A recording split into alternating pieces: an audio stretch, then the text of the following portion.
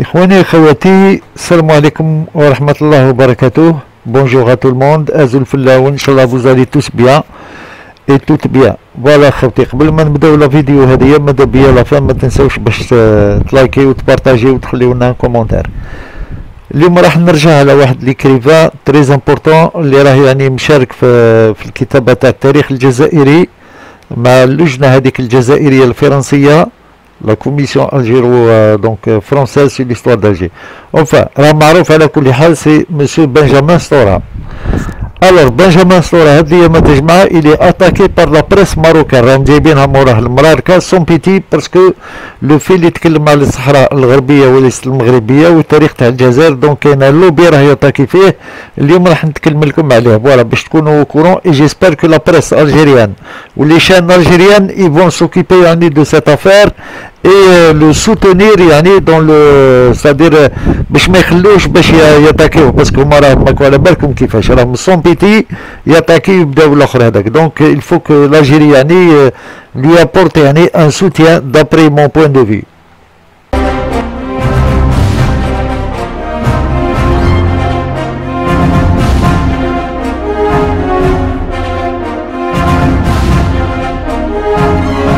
Benjamin Stora travaille depuis un demi-siècle sur l'histoire de l'Algérie. Ses conclusions font évidemment mal au courant français nostalgique de la période coloniale, mais aussi curieusement au Maroc. L'historien dont l'impartialité et la rigueur scientifique sont pourtant reconnus par ses pairs est attaqué avec véhémence par les relais du palais royal de Rabat, qui décidément ne savent plus faire la part des choses au royaume des attaques insupportables, parfois ad hominem, cible de chercheurs académiques. Exprimer un avis favorable à l'Algérie a un prix dans le Maroc d'aujourd'hui, obnubilé par l'imposition du fait accompli colonial au Sahara occidental, mais aussi de plus en plus par un expansionnisme dangereux qui cible une partie du territoire algérien. Un complexe vis-à-vis de l'histoire de la révolution algérienne. C'est précisément la vérité sur ce point qu'il a osé exprimer publiquement qui vaut à Benjamin Stora d'être vilipendé comme personne dans la presse marocaine. Dans ses sorties médiatiques nombreuses ces derniers mois, tant en France qu'en Algérie, Stora a livré son avis d'historien sur l'affaire Boualem Sansal, expliquant que l'écrivain franco-algérien a eu tort d'affirmer qu'une partie de l'ouest algérien appartient historiquement au Maroc. Dire par exemple que l'ouest algérien n'est pas algérien, j'ai trouvé ça absurde. L'histoire, on a décidé autrement depuis très longtemps et cela renvoie notamment à l'histoire du nationalisme algérien. Transe-t-il dans un entretien clair et net sur la presse et les chaînes de télévision. Suffisant pour se faire traiter d'imposteur au service d'Alger par la presse marocaine pour qui la référence c'est peut-être le complotiste et extrémiste Bernard Lugan, une personne que personne ne connaît ni ne reconnaît dans le monde académique ou en dehors. Ce proche du courant extrémiste et raciste en France est mobilisé par les médias proches du Palais Royal pour dénigrer l'Algérie. Sa révolution, remettre en cause ses frontières, ceux qui alimentent les attaques contre Benjamin Stora cachent en réalité un complexe envers l'Algérie et sa révolution qui a émerveillé le monde entier.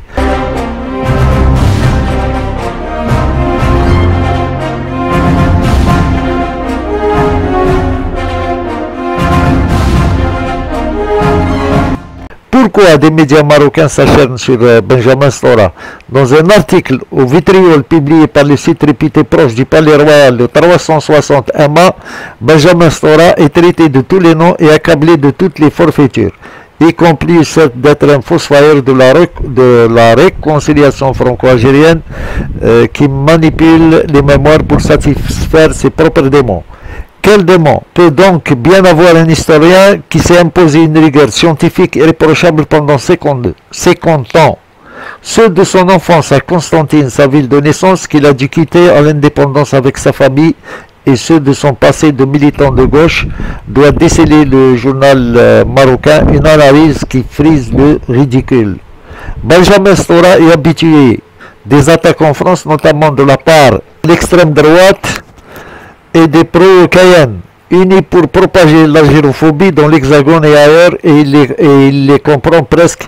Il y a le poids de l'actualité, le poids de l'extrême droite qui est très puissante maintenant en France et qui veut absolument qu'on ne reconnaisse rien du tout. Ils sont forts et la bataille est difficile, admettit-il dans un entretien. Et force est de constater que les insultes et attaques émanent désormais du Maroc, comme dans ce portrait du 360 Maroc. L'historien ne les a pas subis en France de la part de ses pourfendeurs les plus acharnés. Cela ne change évidemment rien. Les frontières de l'Algérie restent ce qu'ils ont été et ce qu'ils sont toujours. Et Benjamin Stora, ce qu'il a représenté pendant ses cantons, c'est-à-dire un historien rigoureux et l'un des plus grands connaisseurs de l'histoire d'Algérie contemporaine.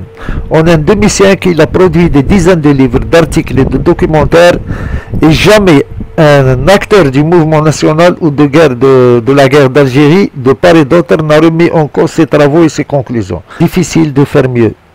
Voilà ce que je voulais dire sur Benjamin Stora. Donc voilà, j'espère que l'Algérie va apporter son soutien à travers les chaînes et tout. Les attaques, les attaques, d'accord. Voilà, alors voilà ce que je vous ai expliqué donc sur Benjamin Stora ou le Jazer Batat le Guado. Son petit Ma'ada al Jazer. Salam alaikum, à la prochaine fois. Ayant abordé son enfance, son exil et sa carrière d'historien, Benjamin Stora a revisité son histoire, son parcours personnel devant une assistance constantinoise intéressée. Bien sûr, c'est la ville de mon enfance, de toute façon, donc une ville magnifique d'abord parce que c'est un site unique avec ses ponts, ses passerelles, ses rochers, enfin c'est quand même... on serpente à travers une ville. Dans le monde, je n'ai pas d'équivalent, je ne connais pas de ville comme celle-là. Puis une grande ville, ce n'est pas un petit village, c'est une grande ville. Donc une grande ville dans une grande civilisation, une grande capitale culturelle. Et donc c'est toujours une émotion, bien sûr. Il a répondu à l'appel du cœur et à celui de sa ville natale sous l'égide d'une initiative culturelle dénommée Houna Qasantena, ici Constantine, qui se veut être un espace culturel d'échange entre intellectuels. On a initié des rencontres au mois de Ramadan déjà. Là, on continue, on reprend à la rentrée. Donc, c'est la deuxième édition de Houna Qasantena. Donc, avec Bachir Derraïs qui est venu nous parler de son film sur l'Arbi Ben Mehdi. Là, on a Benjamin Stora qui est une sommité et c'est le fils aussi de Constantine. C'est pour élargir un peu le spectre. L'objectif principal, c'est de dire qu'il y a des gens à Constantine, des jeunes, des moins jeunes qui m'ont les Hoa en face, comme toi et moi.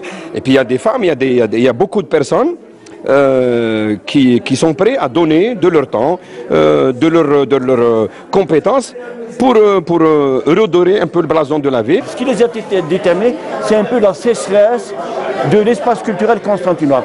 Ils sont convaincus, et c'est une conviction qui est partagée par les gens ici, qu'il est possible, de manière pacifique, de manière féconde, de relancer les échanges, les débats d'idées autour de thématiques patrimoniales, autour de thématiques mémorielles, autour des activités des artistes. Café Riche s'est transformé en un espace culturel périodique au grand bonheur des présents. Le Constantine avait besoin de cet espace pour s'exprimer, surtout pour les jeunes, surtout pour les journalistes aussi, qui n'avaient pas un espace où ils peuvent se rencontrer.